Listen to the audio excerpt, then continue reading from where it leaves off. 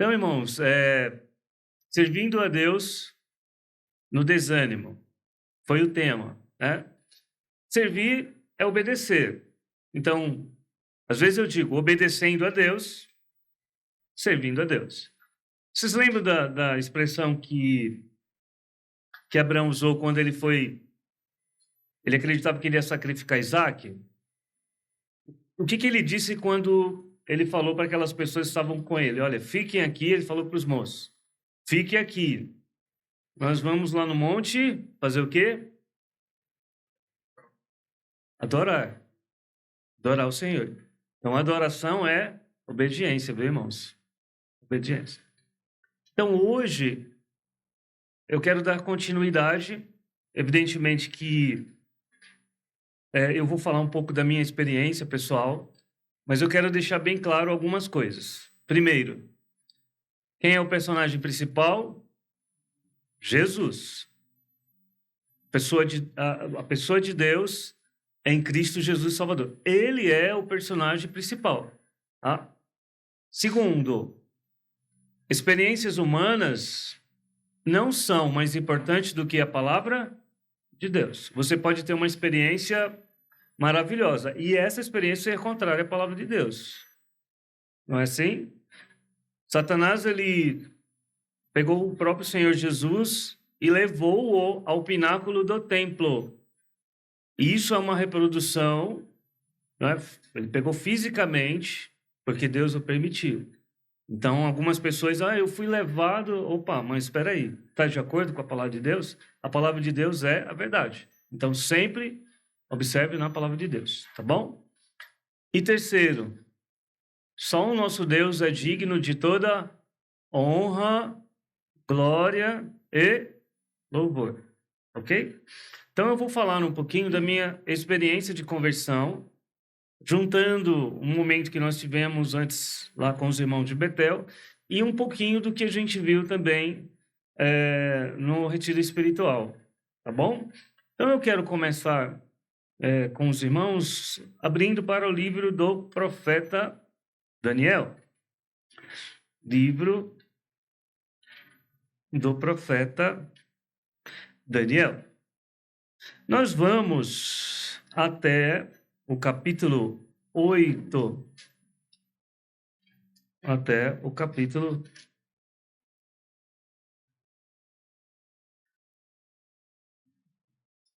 8. E nós vamos ler apenas o versículo 14, tá bom? Eu irei ler apenas o versículo 14. E diz assim: E ele me disse, até 2.300 tardes e manhãs, e o santuário será purificado. Ok? A gente vai falar um pouquinho aqui do profeta Daniel. Agora vamos lá em Efésios, capítulo 2. E nós conhecemos, como diziam os antigos, de cor e salteado, não é? Efésios, capítulo 2, versículo 8 e 9. Eu irei ler o 8, perdão, e os irmãos, eu convido os irmãos a lerem comigo o versículo 9, tá bom? Nós conhecemos, né? Cor e salteado, mas leamos mais uma vez, né? Nós não cansamos de ler esses versículos, é maravilhoso. Porque pela graça sois salvos por meio da fé. Isto não vem de vós, é de onde quem, irmãos? De Deus. Vamos ler juntos o 9? Não vem das obras, para que ninguém se glorie. Vamos orar? O irmão Daniel pode nos elevar a Deus uma palavra de oração? Santíssimo Deus, amado Pai nosso que está nos céus, a teu lado, Pai, está nosso Senhor e Salvador Jesus Cristo, intercedendo por nós. Louvamos ao Senhor, Pai, por tão grande salvação que o Senhor nos trouxe na pessoa do seu Filho, o qual, Pai, satisfez plenamente toda a justiça divina, Senhor, em nosso favor. Louvamos ao Senhor por isso, sempre, sempre. Pai Santo, perdão completo, plenário, o Senhor também nos trouxe pelo mesmo sacrifício. E por isso nós também louvamos ao Senhor. E agradecemos, Pai, por não só o Senhor ter nos salvo, mas o Senhor tem cuidado de nós enquanto estamos peregrinando por essa vida. E louvamos ao Senhor, Pai, porque o Senhor tem estado com o nosso espírito, para que, por meio da sua palavra, Senhor, o Senhor continua nos instruindo, nos orientando, operando em nós, Pai, para que continuemos a adorá-lo, continuemos a servi-lo. Nós sabemos, Pai, que somos falhos nesse propósito e carecemos muito, muito mesmo do teu poder, que opera eficazmente, Senhor, nos levando à obediência, nos levando ao amor, à fé. Senhor, nosso Deus e Pai, clamamos sempre mais e mais pela operação do teu Espírito Santo em nós, para que nós possamos adorar verdadeiramente cada vez melhor e servir cada vez melhor a Jesus Cristo, nosso Senhor. Pai Santo, nós queremos agradecer, Senhor, por esse ajuntamento, por sua vontade. O Senhor nos trouxe aqui, cada um dos presentes, para ouvir da tua palavra, em especial, também para ouvir da nossa boca hino de adoração, Senhor, mas em especial a tua palavra bendita, verdadeira, Senhor, digna de toda aceitação e que dura para sempre. Senhor, que nós possamos dar todo o crédito a ela nesse momento. Que o Senhor use teu servo, o pastor Miguel. Antes eu quero rogar que o Senhor continue a abençoar seu ministério, Pai, a sua estadia na igreja em Bataguaçu, e assim como todo o seu trabalho, Pai, envolvendo a ministração da tua palavra. O Senhor esteja com ele, Senhor, com poder, Pai, com poder, para que por meio do teu servo o poder do Senhor seja manifesto. Também seja com a família do teu servo, que juntos, Pai, a família toda possa servir ao Senhor. E clamamos por ele, Pai, nesse momento de agora, para que o Senhor use ele, Senhor, para falar à tua igreja. E que a sua igreja, Pai, seja mesmo edificada, Senhor. Aprova, Senhor, nos edificar esta manhã, durante todo esse dia, especialmente por meio da tua palavra, mas também por meio da comunhão, das nossas conversas, e que o Senhor esteja no nosso meio mesmo, Senhor, e que possamos sentir a tua presença poderosa, falando ao nosso espírito, falando às nossas mentes, moldando o nosso ser, Pai. Eu rogo, Pai, perdoa a tua igreja naquilo que nós temos falhado. Nós sabemos que, enquanto estivermos nesse tabernáculo, Pai, nós pecaremos contra ti, ainda que não queremos. Que o Senhor nos perdoa, Pai. E, de fato, nós nunca chegamos a ti fiado em nós mesmos, mas sempre amparado pelo sacrifício perfeito de Jesus Cristo, nosso Senhor e Salvador, em quem nós temos querido.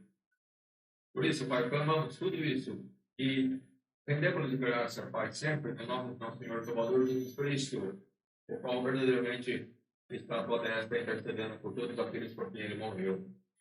É em nome dele, Pai, que eu faço a minha oração. Amém. Amém. Bem, irmãos, certa vez o pastor Calvin, a gente conversava muito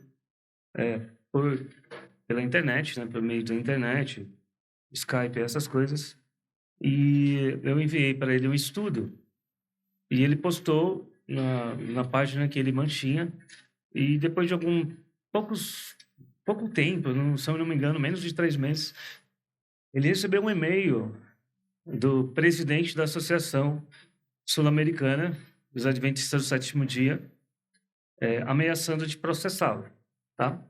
Porque algumas coisas que eu havia colocado como experiência pessoal, ele não aceitou, ele se abespinhou, digamos assim. Aí o pastor Calvin conversou comigo, naquele jeito bem amoroso, ele disse: irmão, fica na doutrina, né? Irmão, fica na doutrina. Então, ele removeu uma parte mais pessoal e ficou apenas o estudo. Então, nós não vamos fazer um estudo de apologética, eu vou procurar tomar cuidado, tá bom? Para não colocar algumas coisas, né, que eu vi, porque eu vivenciei essa seita. E a minha esposa nasceu num lar onde os parentes ainda fazem parte dela. Então, não é um ataque pessoal às pessoas. Se você tem algum parente ou se você gosta, por exemplo, de algum material deles, não é um ataque pessoal a você. Eu digo, seja inteligente, porque a palavra de Deus quer que sejamos inteligentes, usemos a razão. Né? E nossa jornada começa com um exemplo. Eu quero trazer um exemplo, tá?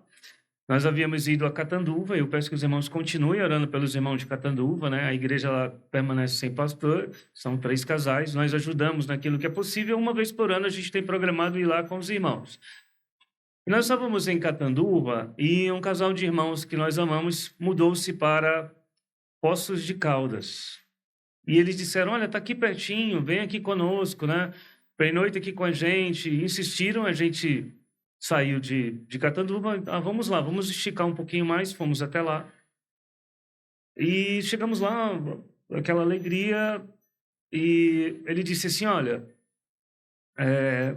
nós vamos, à noite nós vamos num local que tem uma sopa muito boa, né? Nós queremos ir lá com vocês. Vocês nos seguem? Eu disse, tudo bem. Não tem os velozes e furiosos? Nós somos os vagarosos e pacientes, né? E ele disse, pode me seguir. E nós também seguimos atrás. E aí seguimos. Ele entrou assim num bairro, lá tem muitas subidas assim, bem íngremes também, mais íngremes do que aqui. E o carro parou de frente, assim, como se fosse uma residência. Nós olhamos, assim, não tinha placa, né? Puxa, será que está fechado? Porque está tudo escuro. E o carro ficou parado. E nós do outro lado, e olhando assim, né? Puxa, mas... Aí desceu. O carro deu a volta e nós descemos atrás. Eu acho que ele errou, ou então está fechado. Ele desceu, deu a volta na praça e nós seguimos para o mesmo local. Eu acho que ele está perdido. O carro desceu e nós descemos atrás. E o carro da frente, né, que estávamos seguindo, começou, irmãos, a cruzar o trânsito e passar os sinais vermelhos e a irmã disse, vai atrás, senão você vai perder ele. E, de repente, o carro parou e começou a conversar com um motoqueiro de essas entregas, sabe? Ele estava com aquele... nas costas, né, aquela mochilona nas costas. E o carro parou e conversou. Eu disse, eu acho que eles estão perdidos, porque eles mudaram há pouco tempo, né? E eles saíram de novo em disparada e nós atrás. E o motoqueiro fazia um zigue-zague na nossa frente, gritava com a pessoa. Disse, puxa, mas eu acho que o motoqueiro ensinou para eles não sabem. E rodava na cidade, dava voltas e a gente atrás, aquele sufoco, irmãos, assim, que a gente nunca tinha passado, com medo de bater o carro. E de repente eles saíram de trás de um caminhão do lixo e passaram o sinal vermelho, nós perdemos. Se agora? Perdemos eles. Vamos colocar aqui no Google Maps, vamos voltar para o hotel onde a gente estava. Chegamos lá no hotel, a gente conversou com eles. Eles disseram, olha, nós já estamos aqui, esperando vocês, já vai fechar. Pois é, eu perdi vocês, eu não consegui seguir vocês. Falou, é verdade, a gente viu. Eu vou te mandar a localização. Irmãos, estava 2 quadras do hotel. Só isso. 1, 2 quadras do hotel. Puxa, que estranho. Mas, vamos lá, tivemos o nosso momento. E voltamos para o hotel, aquela despedida. E dormimos. Eu acordei 3 horas da manhã e sentei assim. Nós estávamos seguindo o carro errado. E eu acordei a irmã Eunice. Irmã, nós estávamos seguindo o carro errado. Ela, vai dormir. E na minha mente, irmãos, apareceu, eu gosto muito de vozinhas, eu fui criado, né, com a minha avó. Eu gosto muito de vozinhas, eu gosto muito de idosos, na minha mente era uma senhorinha que estava chegando em casa e de repente eu estava atrás e ela estava desesperada querendo se livrar de nós e conversou com aquele motoqueiro pedindo, moço, me ajuda, tem alguém me perseguindo. E nós atrás, irmãos, como se diz no popular, o jovem diz assim, tocar o terror, né? E eu disse, irmã Elice, não, vamos voltar lá. Porque imagina se era realmente uma vozinha, ela vai reconhecer a gente. Foram aqueles ali, ó, que estávamos nos seguindo, né? E eu fiquei, será que tem câmeras na cidade? Então, irmãos, eu meditei muito nisso. Muitas vezes as pessoas estão seguindo erradamente, com toda força, com todo o empenho, mas elas estão seguindo de maneira errada. Tem muita gente que se esforça muito em religiões, mas elas estão seguindo a pessoa errada. E quando eu tinha, por volta de 6, 7 anos, eu tenho muitas lembranças da infância. Eu lembro quando minha mãe me levou numa escola sabatista, eu vou usar esse termo, e nós fomos muito bem recebidos, e eu comecei a estudar por volta de 7 anos, mas o meu entendimento e os ensinamentos que eu recebi foram a partir, assim, para mim ficou mais claro a partir dos 8 anos. Tanto é que quando a minha avó soube, ela me matriculou numas aulas de catecismo, e eu fugia, porque lá nos sabatistas eles usavam a Bíblia. E lá, no catecismo, eles diziam que não iam usar a Bíblia, só o sacerdote podia usar a Bíblia. Então, eu e meu irmão, a gente fugia. E eu conto 20 anos porque a nossa conversão foi aos 28. Eu fiz faculdade como adventista. O adventismo, o sabatismo, né? Me perdoe, vou usar essa expressão melhor. Ele me levou à ponta de um abismo, porque nós começávamos a nos questionar a respeito de algumas coisas, e eu tinha um amigo que nós andávamos muito juntos, né, da igreja, e nas férias a gente ia para a biblioteca. A gente tinha férias. A gente ia para a biblioteca ler. Então a gente pesquisava tudo, né? Tudo que a gente podia, filosofia, sociologia, história, a gente ia ver essas coisas. E os filósofos pré-socráticos, pós-socráticos, os existencialistas, os materialistas, a gente conheceu o chamado materialismo dialético e tudo mais, e a gente percebeu que no século XIX, depois a gente entendeu isso, o século XIX é conhecido como o século das seitas, tá? O século onde Satanás trabalhou muito. Se você prestar atenção, no século XIX surgiram o quê? Os adventistas, os mormons, a consistência espiritualista espírita, o kardecismo, os testemunhos de Jeová que saíram dos sabatistas, né? Os TJ saíram dos sabatistas. Também havia o Erasmus Darwin, né? O Erasmo Darwin é o avô do Charles, e ele escreveu um livro chamado Zoonomia. O Charles Darwin deixou a ideia, então, popular, e aí veio o Karl Marx, né? Veio o Sigmund Freud com o Jung, que era também, né, necromante. Então. Mas surgiram muitas seitas no século XIX. E esse amigo, né, a gente chegou a uma conclusão. Ele disse, olha, existe inferno. Eu vou para lá. Como eu não tenho como escapar, eu vou aproveitar o tempo que me resta. Ele morreu com 39 anos. Eu cheguei no abismo e dei a volta.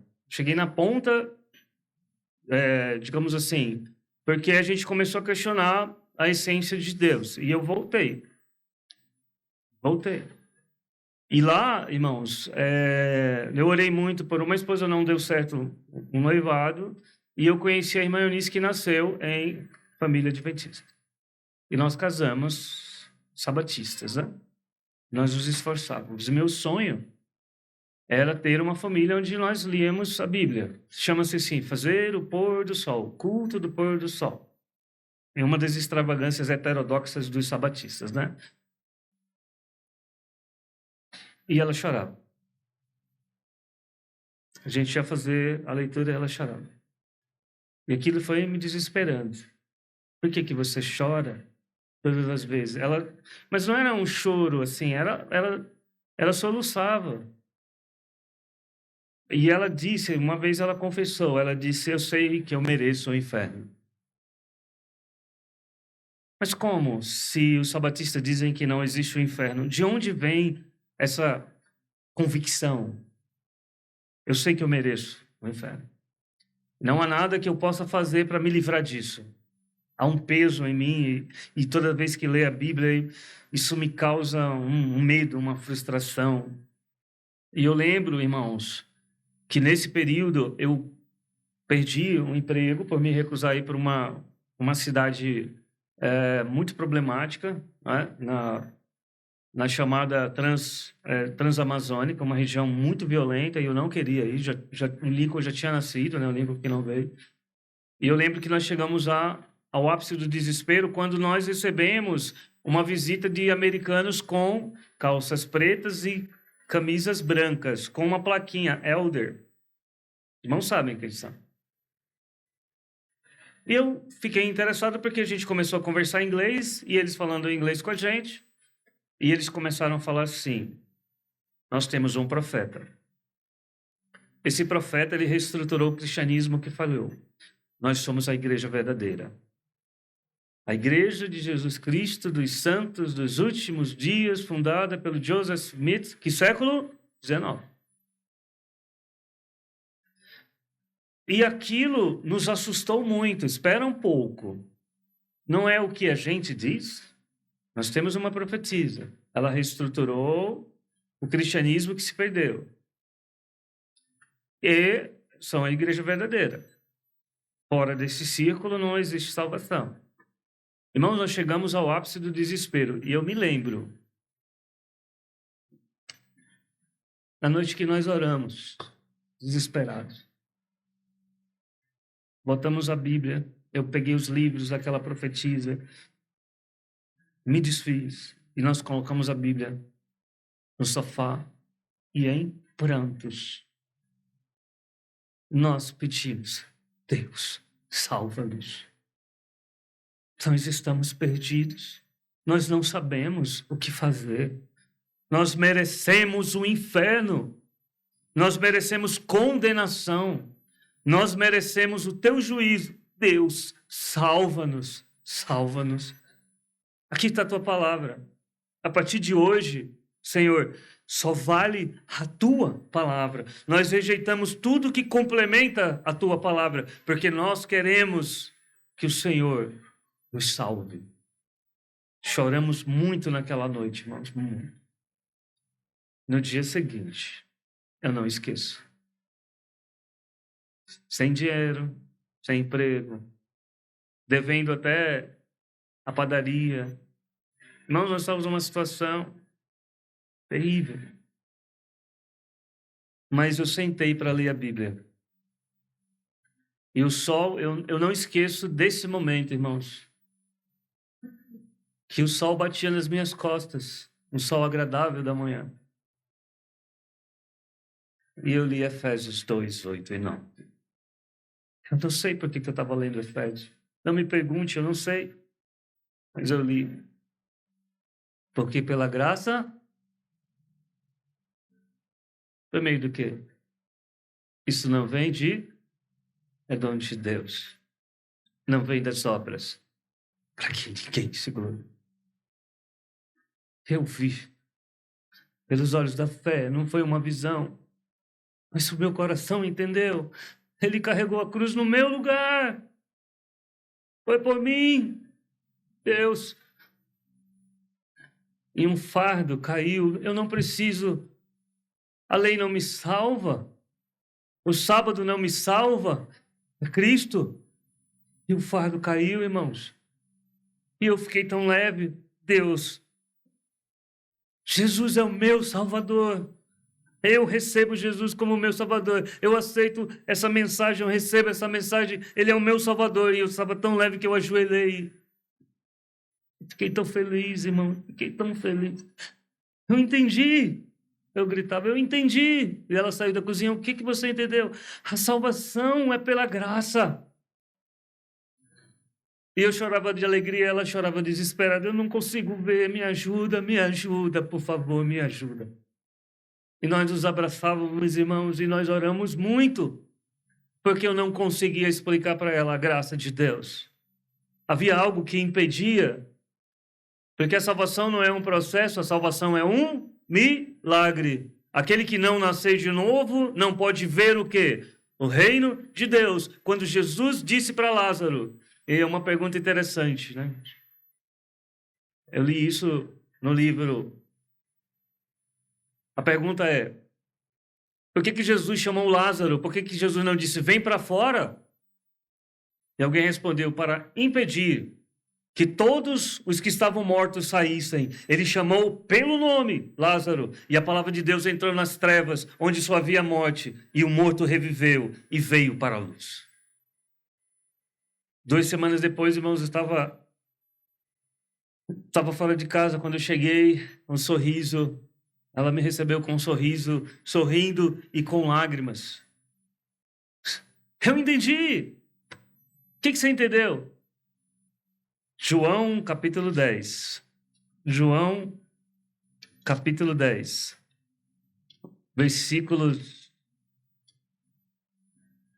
João, capítulo 10, versículo 27. As minhas ovelhas ouvem a minha voz, e eu conheço-as, e elas me... E dou-lhes o quê, irmãos? Vida eterna. E nunca hão de... E ninguém as arrebatará da minha... Jesus me deu vida eterna. E ela recebeu a Cristo. E dali, irmãos, começou uma jornada. Deus nos salvou. Deus foi muito misericordioso. Uma jornada estreita de pedras em busca de alimento. Porque nós visitávamos a igreja, 1h30 de música, as pessoas ficavam extremamente suadas, e quando subia o pregador, ele lia algo, colocava a Bíblia debaixo do púlpito e falava alguma coisa muito emotiva, muito autocentrada, muito autoajuda, e nada da palavra de Deus. E a gente ficava sedento, nós estávamos com fome, e Deus nos conduziu. Deus nos levou. Sabe qual foi a primeira coisa que aconteceu, irmãos, de impacto na nossa vida? O nosso único filho, o Lincoln, 2 para 3 anos, ele contraiu uma bactéria, chama-se streptocóxica, né? Me corrijam aí. E ele não teve febre, ele ficou um pouco amoadinho assim, mais do que o normal, porque ele sempre foi muito quietinho, assim, muito tranquilo. E um dia ele estava desfalecendo, nós levamos ele, e a médica veio lá de dentro e disse assim, ele está com derrame pleural, nós precisamos furá-lo para remover, porque se comprometer outro pulmão, ele vem a óbito. E a irmã Eunice veio de dentro chorando, e eu disse, vai para casa, porque precisava passar a noite, e você vem pela manhã, e foi um período terrível, porque os sabatistas apontavam para nós, é porque você deixou de guardar o sábado, é porque você apostatou da igreja, e massacraram a gente, irmãos. E quando o Lincoln foi, eu acompanhei ele, né, para colocar chama-se abocate, não é isso? Para receber o soro e fica ali preso. Se ele estendeu o braço, uma criança, assim como um pouquinho mais velho que o Abner, ele estendeu o braço. E ele não recolhia o braço. Ele não recolhia, irmãos, porque a criança ela tem medo, né? Então a criança recolhe. Ele estendeu o braço e ele olhava para mim e dizia, pai, está doendo. Me tira, pai, por favor. Mas ele não recolhia o braço. E sabe o que veio na minha mente? Ele foi ferido por causa das nossas transgressões, e pelas suas pisaduras fomos sarados. Ele foi transpassado por nós. Pai, seja feita a tua vontade, não a minha. E ele foi, irmãos, então, para a sala de cirurgia, e quando ele saiu de lá anestesiado, estava com aquele dreno. Eu olhei aquilo e vinha na minha mente, ele foi transpassado pelas nossas transgressões. O castigo que nos traz a paz estava sobre ele. Ele ficou 30 dias, irmãos. 30 dias. Num hospital infantil, onde todas as noites morriam crianças. Todas as noites morriam crianças. Todas. Nós víamos muitas crianças falecendo. E quando era de madrugada, ele acordava e ele dizia assim, o mar, papai. Eu ficava com ele de madrugada. O mar, papai, o mar. Eu já sabia, eu começava a cantar bem baixinho, abraçado com ele. Ó mestre, o mar se revolta, as ondas... Até ele dormir. Toda madrugada. E ele saiu, e com 2 semanas, irmãos, ele teve um problema, porque quando você remove Aqueles que estudam essas coisas sabem mais do que eu. Você tira a secreção, o pulmão parece um balão, ele vai inflar um pouquinho e comprimir o coração dele. E o médico disse que ele está muito próximo de ter um infarto, alguma parada cardiorrespiratória por causa disso. Nós vamos precisar abrir de novo. E lá, nós fazíamos tudo, estávamos com ele, controlávamos o horário de medicação, quem medicava, levávamos a luva porque não tinha, levávamos o abacate porque não tinha, levávamos o algodão, levávamos tudo, irmãos, porque não tinha nada no hospital, então a gente estava lá. É a nossa força, é a nossa força, é a nossa força. E quando ele voltou, ele teve que ir para a UTI, eu já estava trabalhando, pela graça de Deus, porque um período desempregado, né? Mas estava trabalhando e a empresa cobriu. E quando nós fomos para o hospital, para a cirurgia dele, abriram de novo, fizeram um corte e colocaram mais 2, tá? Para igualar a pressão, mais 2 furos. Então, o Lincoln ainda tem as cicatrizes. Mas quando nós chegamos, a enfermeira, opa, onde é que vocês vão? Não.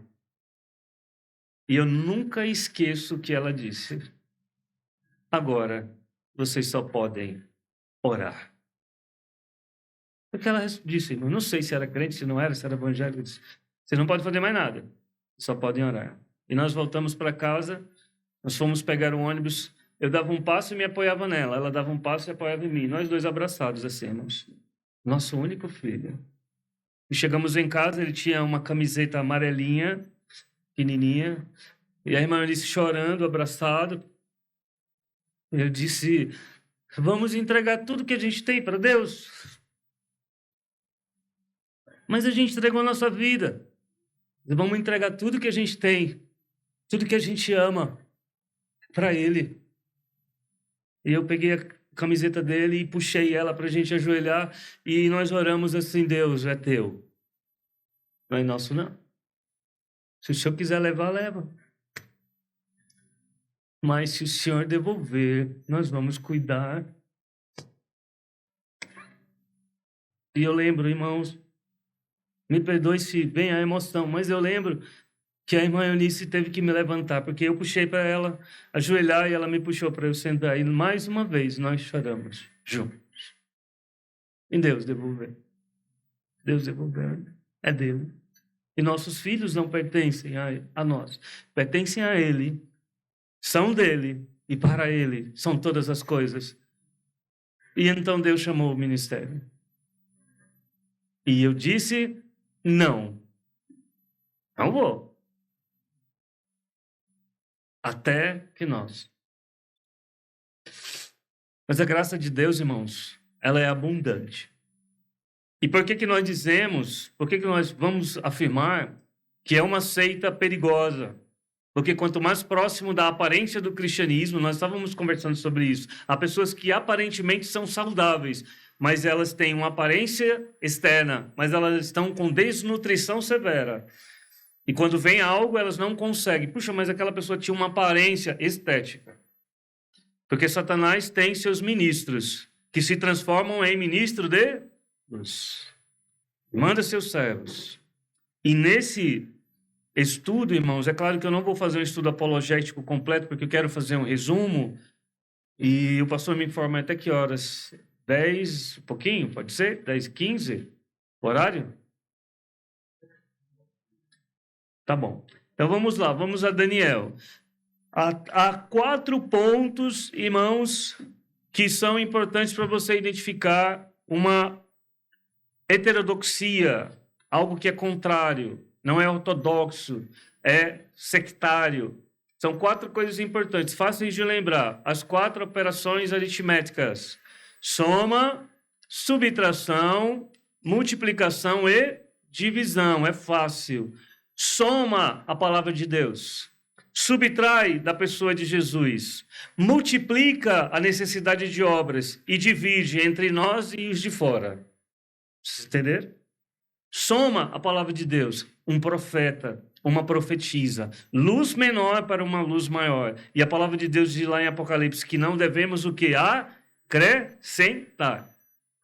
Subtrai da pessoa de Jesus. As seitas vão dizer assim, não, Jesus não consumou, não terminou a expiação.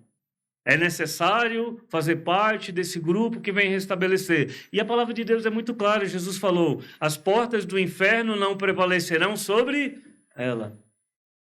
Se a igreja de Deus tivesse fracassado todo esse período, Jesus teria mentido. Isso é uma blasfêmia. Multiplica a necessidade de obras. Não é por obras, é pela graça. E divide. Os que estão lá fora não podem se salvar, só os que estão aqui dentro. É assim, irmãos? É só pela graça, por meio de Jesus. E Daniel, eu quero, essa segunda parte, resumir aqui um pouco sobre Daniel. Daniel, irmãos, vive um período muito complicado da história de Israel. Tá? Então, Daniel, ele é um jovem, muito jovenzinho, tá? Pelos cálculos que alguns historiadores e teólogos fazem, ele tinha 14, 15, máximo 16 anos quando ele foi levado. Ele fica sobre a tutela do despenseiro dos eunucos, então alguns acreditam, não estou afirmando isso, alguns acreditam que esses jovens foram feitos eunucos. Se eu perguntar quais os nomes dos amigos de Daniel, não eram esses os nomes. Viram como Satanás ele é? Porque foi o nome que os babilônicos deram. Quais são? Ananias, Misael e Azarias. Esses nomes dignificam a Deus, os outros aos falsos deuses. Então, a primeira parte do livro de Daniel, capítulo 1, capítulo 2, capítulo 3, capítulo 4, os 5 e os 6 é história. Pastor, mas não tem um capítulo 2, não é uma profecia? Não foi dada a Daniel. Ela foi dada a quem? Nabucodonosor. Daniel recebe o quê? A interpretação. Então, é uma jornada de conversão de Nabucodonosor. Tá? Depois você lê o capítulo 4. Não é dado a Daniel. O capítulo 7, o 8, o 9, o 10, o 11 e o 12 são 4 profecias dadas a Daniel. Então, o capítulo 7 é uma profecia completa, o capítulo 8, outra, o capítulo 9 é outra profecia, tá? Então, 1, 2, 3. E os últimos capítulos 10, 11 e 12, a última profecia, são 4, tá? O que acontece aqui, irmãos, no livro de Daniel? Ele fica, evidentemente, muito interessado no futuro. Apocalipse é o olhar para as últimas coisas, olhando da perspectiva da igreja local. Mas Daniel é o olhar para as últimas coisas da perspectiva de Israel. Okay? Tanto é que em Daniel 12, ele vai falar, e naquele tempo se levantará Miguel, o grande príncipe, que se levanta a favor dos filhos do teu povo, os judeus. Ok? Então, é o ponto de vista de Israel. No capítulo 2, vamos lembrar aí, Deus fala de 4 reinos que se sucederão. Qual é o primeiro? Babilônia, 2 braços, Média e Pérsia, e depois a Grécia, e depois Roma, Império Romano. Onde está a Síria, o Egito? Não, Deus, ele traça isso no requisito de importância. Porque é interessante, a estátua não está partida. A estátua está unida. Então, um reino absorve o que o outro tinha de melhor, mas ele vai decaindo, tá? Então, começo de tudo, Babilônia, né? Se você olhar, por exemplo, a história da filosofia, quem foi o primeiro filósofo? Alguém lembra?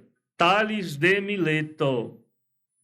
Onde que ele foi sincretizar para trazer a filosofia para a Grécia? Não nasceu na Grécia.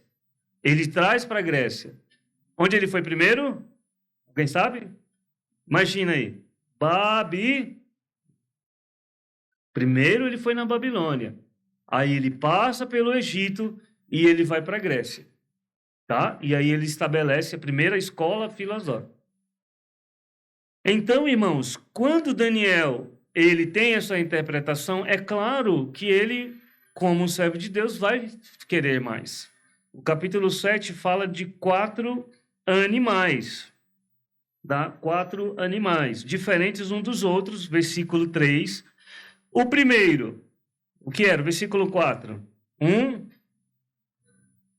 O primeiro era como um leão e tinha o quê? Asas de águia. Ok? Continue olhando, versículo 5. Um segundo animal, semelhante a um urso. O sexto animal é um leão. E o último é um animal, o quarto animal terrível. Então, Deus vai dando uma visão geral e vai dando detalhes. Irmãos, o capítulo 10, 11 e o 12 são detalhes impressionantes. Por isso que os liberais vão rejeitar com toda veemência o livro de Daniel. Porque ele dá detalhes impressionantes. Se você parar aqui e for para Apocalipse capítulo 13, o momento em que nós olhamos para o fim de todas as coisas, né? Apocalipse capítulo 13, você vai ver a besta, o anticristo, e ele é a representação de toda a filosofia, cultura, ideia social desses reinos que chegaram até nós. A besta que vive, versículo 2 de Apocalipse 13, era semelhante ao... Os seus pés como de... A sua boca como boca de... Não são os animais que Daniel viu, representando os reinos. Um detalhe importante, tudo que acontece aqui nas profecias estão relacionados a eventos na terra, não ao céu. E no capítulo 8, Daniel vai dar detalhes, tá? Perdão, Deus vai dar detalhes a Daniel de 2 reinos. Ele vê um carneiro, tá? Versículo 2, ele vê um carneiro, tinha 2 chifres, um era mais alto que o outro. Média e Pérsia. Se você, irmãos, tiver dúvidas, o próprio capítulo vai explicar. Versículo 20. Aquele carneiro que viste com 2 chifres são os reis da Média e Pérsia. Alguma dúvida? Aí vem, depois, um bode. Né? Dava amarradas, né?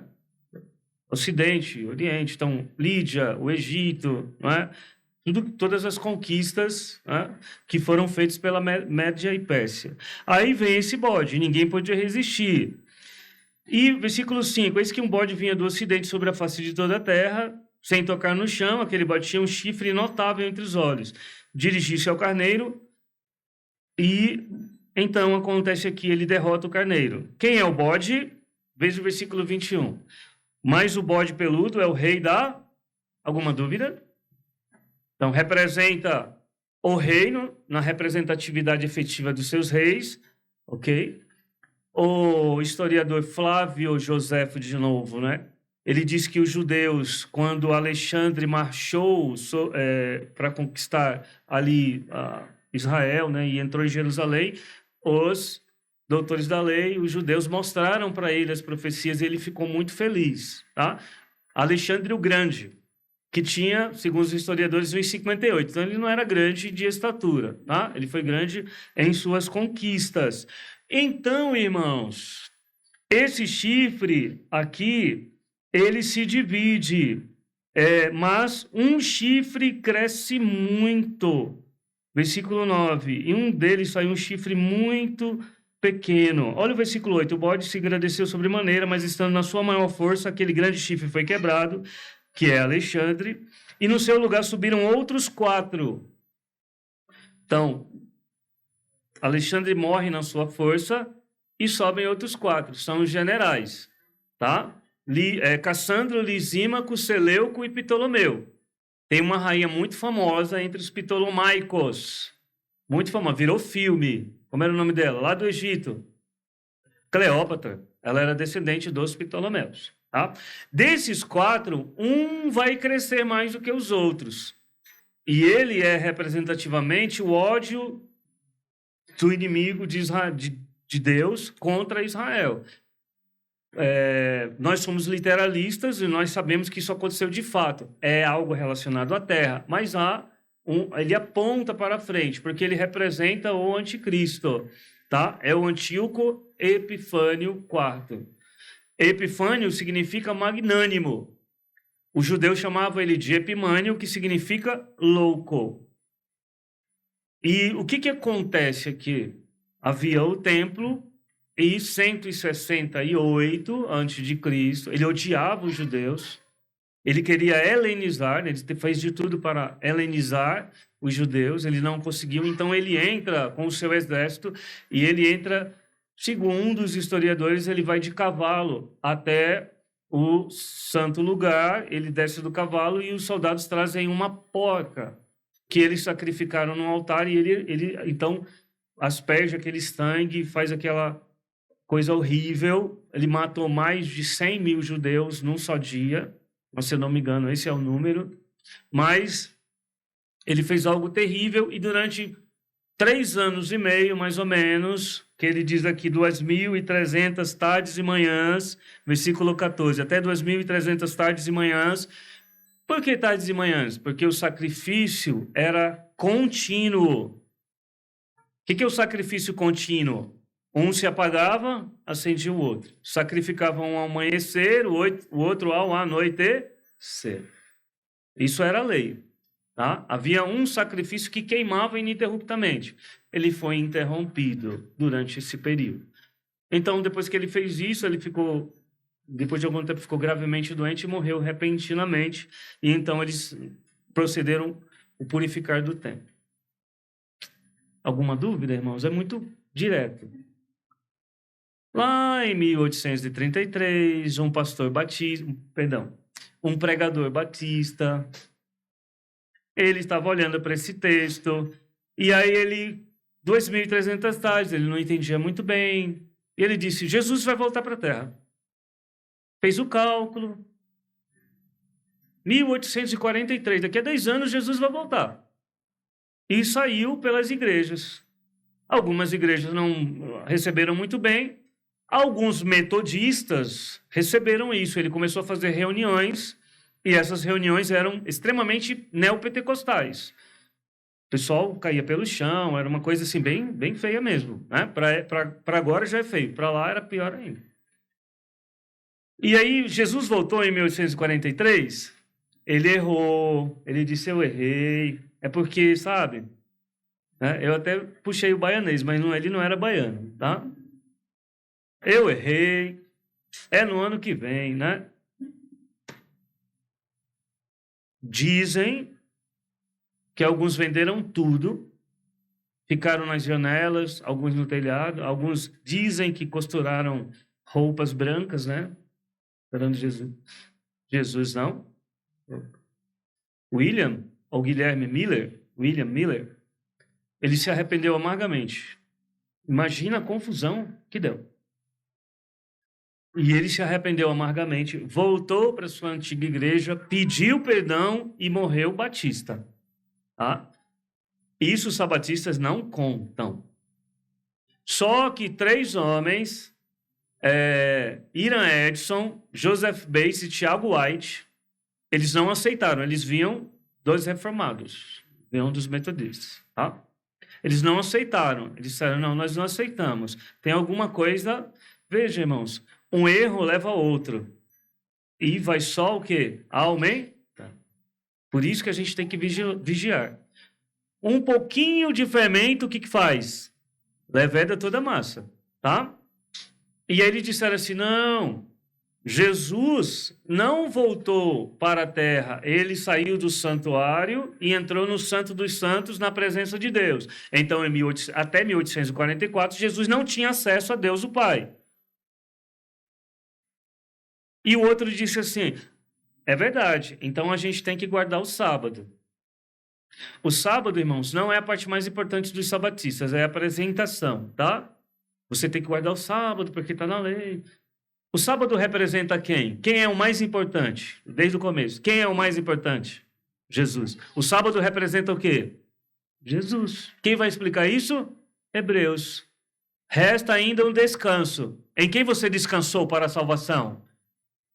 Porque sábado não significa descanso. Sabbath significa cessar. E o sacerdote não cessava de trabalhar. Não tinha cadeira, não podia sentar. E quando Jesus ascendeu aos céus, o que ele fez, irmãos? Assentou-se à destra de Deus. Foi em 1844? Aí vem uma jovem, ela tinha levado uma pedrada na cabeça, né? Casou com Tiago White, Ellen Gold Harmon, e ela vira Ellen Gold White. Ela levou uma pedrada na cabeça e ela desenvolveu problemas neurológicos, que diz, não é? Ela tinha ataques epiléticos. E as pessoas afirmavam que ela estava tendo visões. Ela era semi-analfabeta. Então, montaram uma equipe. Isso é denunciado, irmãos, há muito tempo. Tá? Eu não estou fazendo estudo apologético, então, se a gente fosse fazer algo, teria que trazer aqui. Mas, se você tem curiosidade, leia o livro The White Lie. O que é white? Branco. Ellen White, branco. White Lie. A mentira branca. O que é mentira branca para nós? É uma mentirinha. Não vai fazer mal para ninguém. The White Lie. É um jogo de palavras. Walter Rea. Ele é ex-adventista, ex-pastor, e ele começou a estudar, e ele viu que os escritos de Ellen White eram plágios. Eles tinham um grupo de pessoas que pegavam livros da época, não conhecidos, e copiavam trechos, mudavam e diziam, ela teve uma revelação. Ela viu que lá no céu, o Santo dos Santos, uma luz caía sobre o sábado.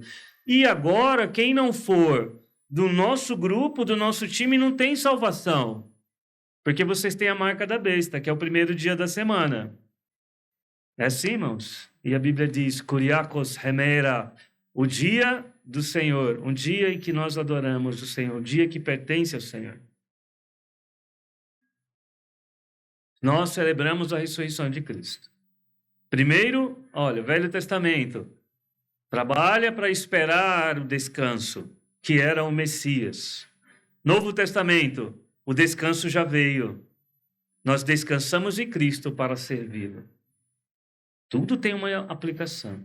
Hebreus vai falar várias e várias vezes que Jesus está sentado à destra de Deus. Ele ascendeu aos céus e sentou à destra de Deus. A lei serve para mostrar o nosso pecado. Eles confundem Levítico 16, que diz o seguinte, olha que interessante, como as coisas, né? Havia 2 bodes, lançavam sorte. Um bode era degolado e o outro, o sacerdote orava e levava para o deserto. Aí eles dizem, esse bode que morria é Jesus, esse que ia para o deserto é Satanás. Olha como é perigoso. O sabatista mediano, ele não entende isso, ele não entende esse nível de blasfêmia. Porque ele diz o seguinte, no final das contas, Jesus fez a parte dele, ou que está querendo ganhar salvação, está sendo investigado no juízo investigativo, que a Bíblia não fala nada a respeito. Quem vai carregar os pecados é Satanás. Então, eles fazem de Lúcifer corredentor. Jesus fez uma parte, o sabatista faz a parte dele, no final, quem vai receber os pecados é o bode emissário, que é Lúcifer. Quem foi que recebeu nossos pecados, irmãos? Jesus. Isaías diz, ele tomou sobre si as nossas... Ele levou os nossos pecados. Foi Jesus que recebeu. Então, os 2 bodes representam a obra expiatória. Ele derramou o seu sangue.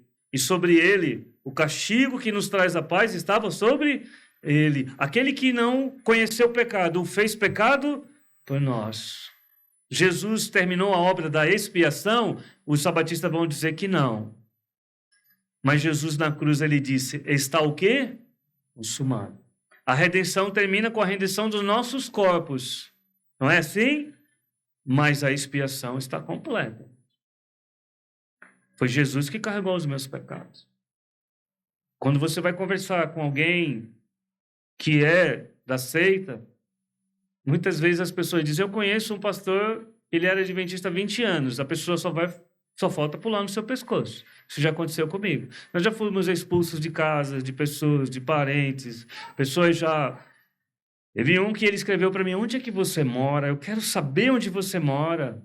De uma vez nós estávamos parados em frente de casa, um carro todo preto, assim, sabe? Parava em frente de casa, ficava lá, e um dia saiu uma pessoa e era um adventista, entregando um livro. Olha esse livro aqui para você. Então, assim, tenho sabedoria e muito cuidado. Porque quanto mais uma pessoa acredita que ela está certa, menos ela se convence do erro. E é algo, irmãos, sobrenatural. Precisa de um milagre de Deus. Alguém disse uma vez: para ter certeza do céu, primeiro você precisa ter certeza do quê? Hoje à noite, vou falar um pouquinho sobre o Império Romano. Porque se Deus salvou a mim, perdido, que Ele pode salvar qualquer pessoa. Paulo diz: Ele é o principal dos pecadores. Mas a mim, eu, irmãos, Deus pode salvar uma pessoa que você conhece pela sua graça. Deus pode, irmãos. Ele tem todo o poder e autoridade para fazer isso. Não é a sua força, não é a sua inteligência, não é o seu esforço. Faça a sua parte, assuma a sua responsabilidade, viva, pregue e cresça no Evangelho. Mas o poder é de Deus. Então, hoje à noite, nós vamos ver um pouquinho sobre alguns irmãos que enfrentaram um período do Império Romano. Para que alguém tenha certeza do céu, é necessário ter certeza do inferno. Para que alguém olhe para o Calvário, é necessário reconhecer-se pecador. E é interessante que a mensagem do Evangelho, ela não começa com o amor de Deus. Deus te ama, Jesus te ama. Como é que começa a mensagem do Evangelho? João começou assim, Jesus começou assim, os apóstolos começaram assim. A essência do Evangelho é: arrependei-vos e convertei-vos para que sejam apagados os vossos pecados em Cristo Jesus. Nós temos uma dívida herdada de Adão, e a essa dívida nós somamos a nossa própria dívida, não temos como pagar. Quem pagou, irmãos? Quem derramou o seu sangue? Jesus. Quem levou sobre si as nossas enfermidades, os nossos pecados? Jesus. Quem ressuscitou? Jesus. Quem subiu aos céus e vai voltar? Jesus. Quem está sentado à destra de Deus? Jesus. E há algo interessante. O primeiro mártir da igreja, quando ele estava para ser morto, ele diz: eis que vejo Salvador, Filho de Deus. Ele está em pé à destra de Deus. Opa! Mas a Bíblia não diz que ele está assentado, intercedendo por nós? Por que ele ficou em pé? Recebeu o seu servo. Para receber o seu servo. E para que isso tudo, essa mistura heterodoxa faça algum sentido, ele diz que quando a pessoa morre, tem o sono da alma. A Bíblia não fala em sono da alma. A Bíblia fala no sono do corpo. Porque a alma volta para quem? Para Deus. E Apocalipse diz: eu vi as almas dos que foram mortos diante do trono, clamando: Senhor, até quando não vingas o nosso sangue? Irmãos, se nós temos a Cristo, no momento em que partimos, estaremos com o Senhor. Se Deus nos chamar antes de voltar desta vida, estaremos com o Senhor. Nenhuma religião pode fornecer isso. Nenhuma religião pode dar essa certeza. E há muitas pessoas lá fora, há pessoas que estão no meio dessa seita, que eu amo de verdade, eu oro. Há pessoas que eu oro, Deus abre os olhos. E nós precisamos nos preparar. Nós precisamos aprender da palavra de Deus. Nós precisamos aprender a servir e obedecer. Mesmo quando ao nosso redor todos estão desanimados, nós temos que manter a nossa empolgação pelas coisas de Deus. Porque Deus é um Deus de misericórdia e Deus de graça. Eu posso falar isso por experiência própria. Vamos orar? Pai, antes, na religião, nós conhecíamos o Senhor de ouvir falar. Mas quando Cristo nos salvou, nós conhecemos ao Senhor verdadeiramente por meio do teu Filho.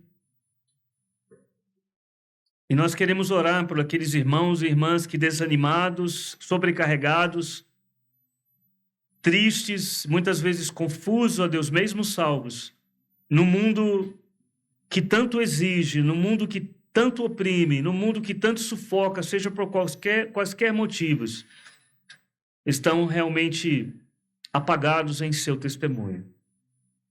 Mas o Senhor Jesus disse: vinde a mim, todos os que estáis cansados e oprimidos, eu vos aliviarei. Ó Senhor, concede força e ânimo aos teus servos. Que a tua igreja continue firme e abundante nesta obra maravilhosa que ao Senhor pertence. Mas se conhecemos alguém, ou mesmo diante da possibilidade de haver alguém aqui entre nós que não tenha salvação, que talvez viva uma religião, viva de aparências, que ainda não foi ao Calvário, ao Senhor Deus, abre os olhos como o Senhor abriu os nossos olhos, para que contemplemos primeiramente a nossa dívida e para que observemos, ó Deus, aquilo que foi realizado no Calvário por nós, porque foi consumado. E assim, Senhor Deus, tal pessoa, e cada um de nós pode lembrar de um nome, de um rosto, de um parente, de um amigo, tal pessoa venha arrepender-se e a crer em Cristo Jesus como um único e suficiente Salvador, para a salvação de suas almas e para a glória do teu santo nome. Em nome de Jesus. Amém. Antes de passar a palavra, irmãos, não esqueçam, hoje à noite tragam material para anotar, tá bom? Ou caneta ou lápis. Hoje à noite, tá bom? Com a graça de Deus. Pastor...